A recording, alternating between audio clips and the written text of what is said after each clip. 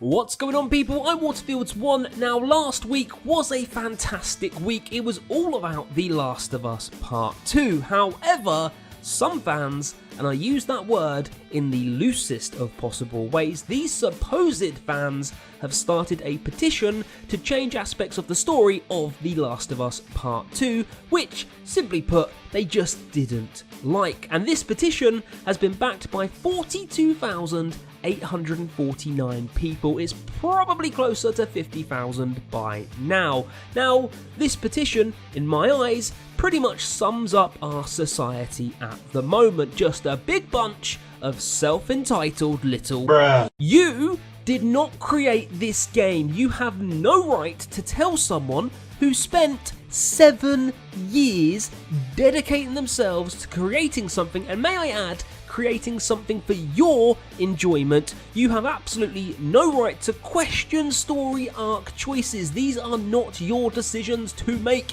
You haven't earned the right to make those decisions. But bizarrely, for some reason, over 42,000 of you think that you do have that right. All I see is 42,000 children stomping their feet and saying, I don't like it, I want it changed now. They get told no, but that isn't good enough and they won't accept that answer. So continue to go on and on and on until they get their own way. What do you expect from this petition? What outcome do you want? You want the story to be changed? That is not going to happen. They have spent 7 years on this project. You seriously think they will scrap it and release another version of the game? It's just not going to happen. Grow up. Just to up the incredible levels of disrespect already shown by the mere fact that this petition was created, the petition itself says, and I quote, "It's a disrespect to every fan who has waited 7 years for this sequel."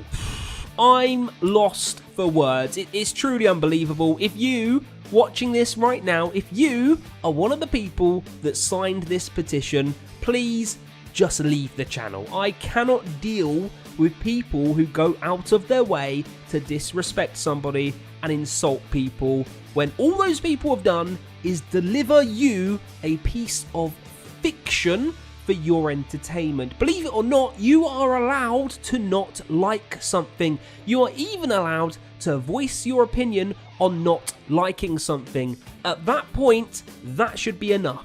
Part of life is that unfortunately, not everybody in the world is going to like you as a person. In the same way, you as a person, you're not going to like everybody in the world. And what you do is you avoid those people. If you don't like somebody, you don't spend time with them. You keep a good distance away from that person. And then what you do to make you a happy person is you put all your energy into the people and things you do like. You don't like a film, you don't watch it again. You do like a film, you're gonna watch it again. You're probably gonna make some nice reviews. You're probably gonna tell people that you really like this film. That's what you should do in this world. Voicing your opinion on not liking something should be the end of it. At that point, that should be enough. You didn't like it. You've told everybody that wants to listen that you didn't like it. Everybody has acknowledged the fact that you didn't like it. But to then go and start a campaign to try to change a piece of fiction. This is a piece of fiction for entertainment. It doesn't really matter. It doesn't matter. It's not that important, especially because it was actually pretty good for the most part. It's pathetic to start a campaign, a petition to change aspects of the story of a video game. If that is your priority in life, especially at this time, then you need to have a serious, long, hard think about your priorities at the moment. Anyway, that's enough of the rant. In slightly more uplifting The Last of Us Part 2 news, The Last of Us Part 2 is officially the fastest selling PlayStation exclusive of all time.